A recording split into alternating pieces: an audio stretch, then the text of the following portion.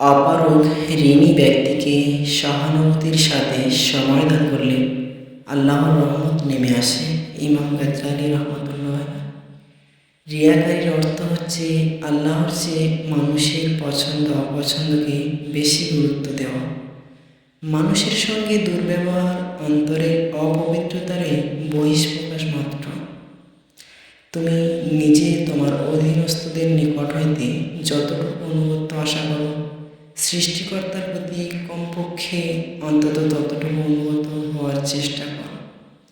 এমন মানুষের সাথে বন্ধুত্ব করো যে তোমার গুণগুলো মনে রাখে আর দোষগুলো ভুলে যায়। হযরত আলী রাদিয়াল্লাহু তাআলা।